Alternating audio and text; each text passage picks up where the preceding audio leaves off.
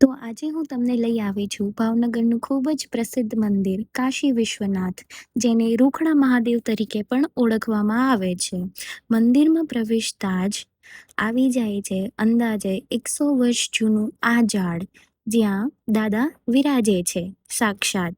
એવી માન્યતા છે કે અહીંયા જે લોકોને ઉધરસ ના મટતી હોય એ લોકો અહીંયા માનતા માને છે, અને ઉધરસ મટી જાય છે ત્યારબાદ ગાંઠિયા લઈ આવે છે અને ભોગ લગાવે છે, અને પોતે પ્રદક્ષિણા કરીને ત્યાં જ ગ્રહણ કરે છે અને પાણી પીને પરત ફરે છે. આ મંદિરની સ્થાપના દરિયાનાથ બાપુએ અંદાજે આજથી 70 થી 80 વર્ષ પહેલા કરી હતી. મંદિરમાં આગળ પ્રવેશીએ તો બાપુની સમાધિ છે, પછી સરસ્વતી માતાની મૂર્તિ છે, ગણેશજી અને હનુમાનજીની પણ મૂર્તિ છે.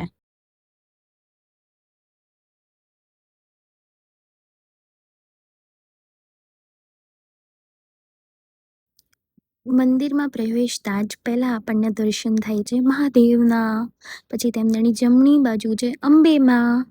આજે છે દુર્ગાષ્ટમી, એટલે આપણે કરી લીધા માતાજીના દર્શન. બોલો શ્રી અંબે માત કી જય. અને અંતે આપણે દાદાના દર્શન કરીને નીકળી ગયા. જય માતાજી.